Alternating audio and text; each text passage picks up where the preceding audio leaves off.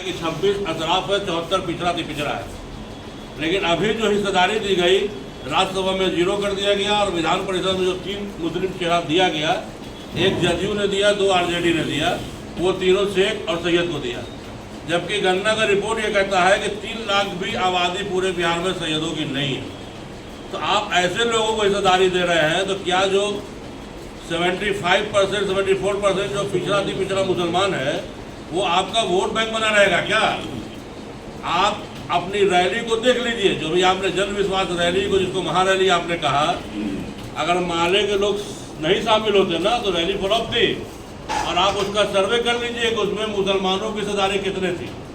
मैं ये कहना चाहता हूँ कि आमतौर पे जो अपर कास्ट मुस्लिम है वो किसी रैली वैली में नहीं जाता है, वोट देने भी घर से कम निकलता है। लेकिन जितने मजहबी इदारे हैं ना वो सब एक दूसरे के रिश्तेदार हैं, उन्हीं लोगों के कब्जे में है। इन लोगों के लॉबी पे अगर आप हिस्सेदारी दीजिएगा, मैं ये कह रहा हूँ कि नीतीश कुमार जी को, उनके नेतृत्व को इस बार फिर गुमराह कर दिया गया। जैसे 2018 में पूरे बिहार के मुसलमानों को जज्बाती कर करके दीन बचाओ के नाम पे गांधी मैदान भरने का काम किया गया। अभी रैली से लोग लौटे भी नहीं कि खालिद अनवर को एमएलसी बनवा दिया गया 2018 में। मैं ये पूछना चाहता हूँ नीतीश कुमार जी, क्या 2020 में खालिद अनवर को एमएलसी बनाने से आपको मुसलमानों का वोट मिला? क्या आपको फायदा हुआ उनको लाने का? क्या इमारत सरिया ने आपके हिमायत में अपील किया मुसलमानों से? क्या हमारी सिफारिश पे उन्होंने नुमाइंदगी दी है मुसलमानों वोट करो? अगर ऐसा नहीं हुआ तो फिर 2024 में पुनः आपने all India Muslim personal board का जो टीम मिला आपके लोगों से, आपने फिर उनकी सिफारिश को कबूल कर लिया। क्यों? तो आप जो है अशराफिया तबका का सिफारिश कबूल कीजिए, आप उन्हें हिस्सेदारी दीजिएगा। ये जो पिछड़े मुसलमान है वो कहाँ जाएंगे? एक तरफ इनका मामला है, दूसरी तरफ राष्ट्रीय जनता दल का 1990 से 2024 तक का तारीख है कि उसने कभी भी पिछड़े अति पिछड़े मुसलमानों को कहीं भी किसी तरह की हिस्सेदारी नहीं दी। अभी राजद के कोटे से 15 विधान परिषद के सदस्य हैं, जिसमें 6 स्वर्ण हिंदू हैं, जिसमें 3 भूमियार हैं, 2 राजपूत हैं, 1 ब्राह्मण है, और 3 स्वर्ण मुसलमान हैं, 2 शेख हैं, 1 सैयद है। ये जो 15 में 9 आपने दिया है जिन लोगों को, क्या आपका ये वोटर है? अगर है भी तो 15% वोटर को आपने 9 सीट दे दिया, और 85% जो वोटर है आपने उसको 0 कर दिया। 9 आपने हिंदू मुस्लिम सवर्णों को दिया और 3 यादव को दिया, 1 बनिया को दिया, 1 दलित को दिया, मुन्नी रजक को, और जो 1 आप कहते हैं उर्मिला ठाकुर हमने अति पिछड़ा को दिया। हमारा मानना है वो भी पूरे तौर पे अति पिछड़ा नहीं है, क्योंकि अति पिछड़ा वो महिला है, उसका पति यादव है, तो आप उसको यादव मानिएगा अति पिछड़ा मानिएगा? बताइए।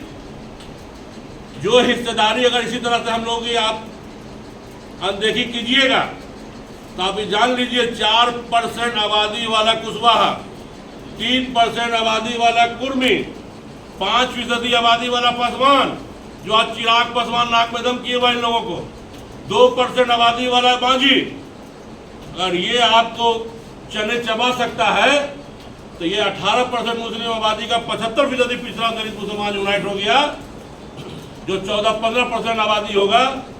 और इन्होंने अगर सियासी पार्टी बना ली तो आपका क्या हाल होगा, आप सोच लीजिए।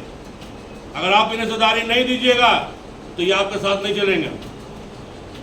हम ये गौर कर रहे हैं कि एक तरफ जो आप भारतीय जनता पार्टी को आप कहते हैं ना कि ये जो है पिछड़े अति पिछड़ों विरोधी पार्टी है, या स्वर्णों की पार्टी है, ये हिंदुत्व की पार्टी है, तो आप गौर कर लीजिए उसने अपने एजेंडे में बदलाव लाना शुरू कर दिया है। आप गौर कीजिए, छत्तीसगढ़, राजस्थान, मध्य प्रदेश, तमाम जगह का देख लीजिए, और बिहार में देख लीजिए। छत्तीसगढ़ में आदिवासी मुख्यमंत्री बना है, मध्य प्रदेश में पिछड़ा मुख्यमंत्री बना है, राजस्थान में भाजपा ने दलित और राजपूत और ब्राह्मण को मिलाकर समीकरण बनाया है। 2 राज्यसभा भेजा, बिहार में दोनों अति पिछड़ा को दिया, 4 पार्षद दिया तो 1 दलित को दे दिया समर्थन में, और बाकी 3 में 1 ब्राह्मण को दिया, 2 पिछड़ा को दे दिया। विधानसभा अध्यक्ष बनाया तो उसने यादव को बनाया। आज 14% यादव की आबादी जब गन्ना में सामने आ गई तो चारों तरफ से उसको हिस्सेदारी मिल रही है।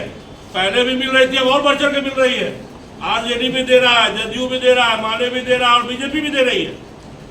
पिछड़े मुसलमान कहाँ जाएंगे?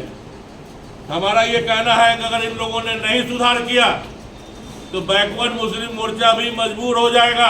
आने वाले दिनों में एक सियासी पार्टी का गठन हमें भी करना पड़ेगा, और ये नारा देना होगा कि हमारा वोट हमारी झोली में और हमारा नेता होगा।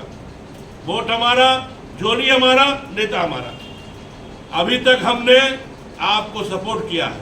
हम भारतीय जनता पार्टी के लोगों से भी अपील करना चाहते हैं कि जिस वक्त देश आज़ाद हुआ था तो उस वक्त कांग्रेस का भी रवैया वही था जो बीजेपी का रवैया है। कांग्रेस भी एंटी मुस्लिम पॉलिटिक्स करती थी, तब मुस्लिम लीग भी था, लेकिन कांग्रेस ने अपने रवैये में सुधार लाया तो मुसलमानों ने मुस्लिम लीग को किनारे करके कांग्रेस को स्वीकार किया। लंबे अरसों तक कांग्रेस की हुकूमत रही। भारतीय जनता पार्टी भी अगर अपने आइडियोलॉजी में सुधार लाती है, जिस तरह से भारतीय जनता पार्टी ने आज एक समीकरण बनाया कि हिंदुत्व को एकजुट करने के लिए नरसिम्हा राव लालकृष्ण आडवाणी को भारत रत्न दिया, तो दूसरी तरफ चौधरी चरण सिंह और कर्पूरी ठाकुर को भी दिया, तीसरी तरफ सत्ता में हिस्सेदारी दिया, तो यह ख्याल रखा कि पिछड़ा अति पिछड़ा सारे लोगों को मिल जाए। उसी तरह हम ये कहना चाहते हैं कि जो नफरत की राजनीति है, वोट पॉलिटिक्स के लिए आप करते हो, आप नफरत की राजनीति को बंद कर दो, मुसलमानों को गले लगाओ, तो मुसलमान भी लब्बैक करने को तैयार है। मुसलमानों को क्या चाहिए? शांति चाहिए, अमन चाहिए। अगर आप ऐसा कीजिएगा, कोशिश कीजिएगा, तो याद रखिए कि एक बड़ी आबादी जब आपसे जुड़ेगी तो फिर आपको यहाँ की सत्ता से कोई बेदखल करने वाला पैदा नहीं होगा। ये तो तारीख गवाह है कि जब जब मुसलमानों ने, दलितों ने, पिछड़ों ने जिसको सपोर्ट कर दिया, उसकी कुर्सी मजबूती से टिकी रही, कुछ ने हिलाया नहीं उसे। इसीलिए हम आज इस प्रेस कॉन्फ्रेंस के माध्यम से महागठबंधन के लोगों को यह चेतावनी देने के लिए बैठे हैं, चेतावनी देना चाहते हैं कि मेरी हकतलफी हुई है। पिछले मुसलमानों को आपने हिस्सेदारी देने में कोताही की है, अनदेखी की है, उनके साथ बेईमानी की है, नाइंसाफी की है।